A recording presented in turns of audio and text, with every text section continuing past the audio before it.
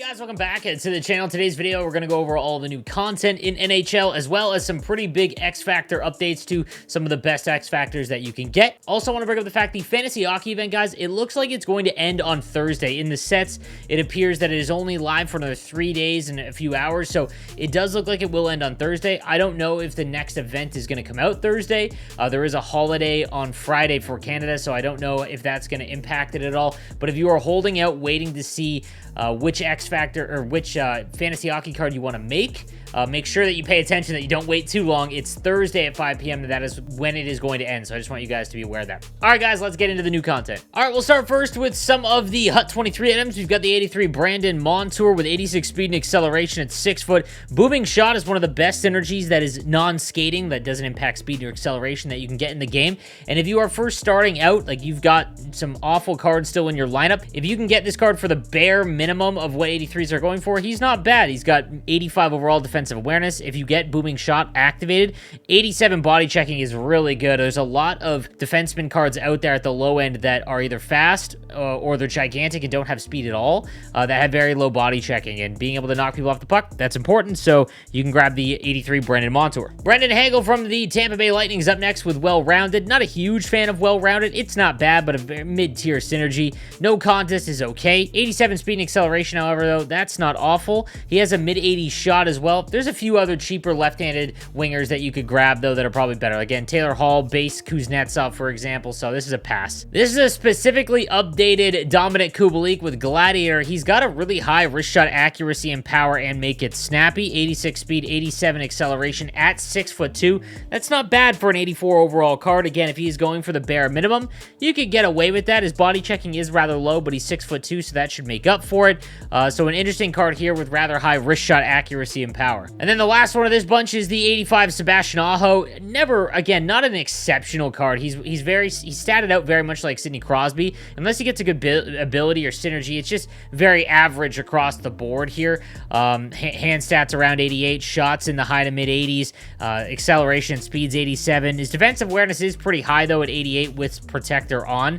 Faceoff's only at 81, so again, that's nothing crazy. I'd rather have the 85 Kopitar, for example, than this one though. Taking a look at some of the new prime times, we've got the 84 Martin Necas, 89 speed and acceleration and 87 agility at 6'2". That'll play. Again, I think this is a sneaky decent card, depending on the price that you can get him for. We'll take a look right now if there is any up in the auction house, but that, again, size and speed combo is great. 12,000. If you're no money spent, this is a decent buy if he gets to around 10 and under. If he goes for the base price, this is 100% a buy.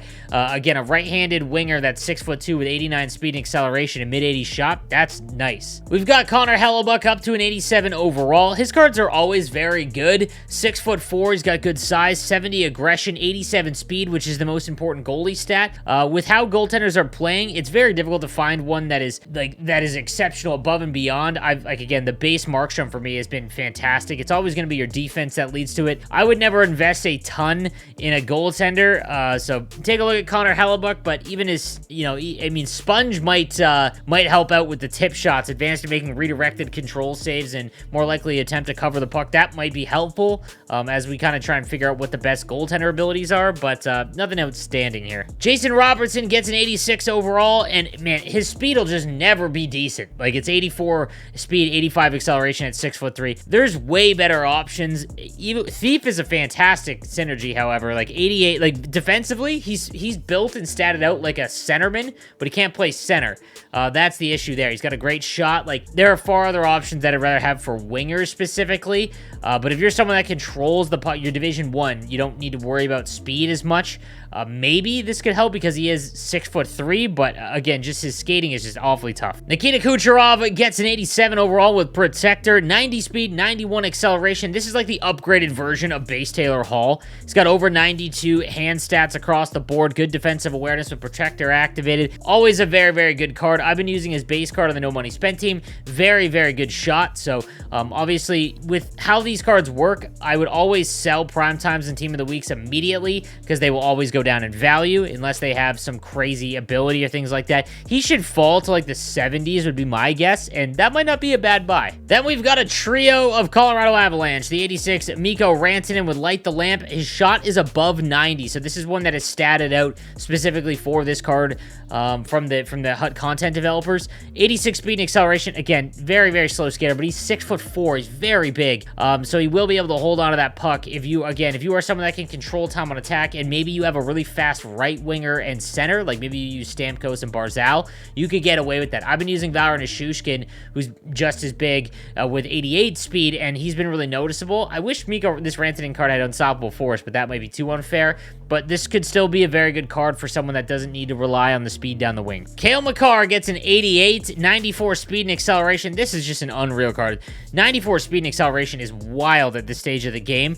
His X Factor does get a big bump up. Again, his X Factor is a little bit better because it has the ability to increase body checking on some of the synergies. I believe he has Gladiator, so that helps out with that. One of the best X Factors that you can get. He is guaranteed for Team of the Year, so it is a card that you should always chase, but he does not go up in speed. This is what I was talking about when it comes to power-up collectibles and having too many X Factors, things like that. This is going to cost you 50,000 coins or 2 power-up collectibles, which is roughly the same cost. If you don't win 11 games at HUT Champs or you don't play HUT Champs, you're not going to have the option to get those collectibles, and he doesn't go up in speed at all. So obviously you still want to do the upgrade. He gets Seeing Eye, which is an interesting ability, but nothing amazing. Still, one of the best right-handed defensemen in the game. And then we've got the 89 Nathan MacKinnon with Applesauce. Not a fan of Applesauce at all, and Tape to Tape, again, I'm not a huge fan of that either.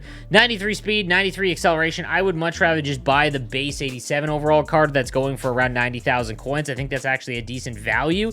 This one's got 84 face-offs, though, so he's getting up there in the face-off stats, so he could play center for you. His X Factor, much like Makar, very, very expensive to get up there. 60,000 coins or 2 collectibles. You want to go the 2 collectible route here because you can buy them for roughly 25. Save yourself some coins. Does not go up in speed or acceleration from this jump up from 88 to 89. So you can take your time with it, but still easily one of the best cards in the game. And then just checking in on some of the EVOs, the 86 Rasmus Dahlin. This card is not on the market until they raise the actual buy now price for it because it's going to be worth over $1 million. I think this is the best EVO of all of them. 86 speed and acceleration. He got a goal on the weekend, jumped up to 86 overall, and again, every goal he's going to go up a speed stat, so just something to keep in mind. Such a good card, and if you're lucky enough to grab him, make sure you hold on to him. All right, guys, that is going to do it for today's content. Let me know what you think in the comments section down below, and I will see you guys next time. Have a good one.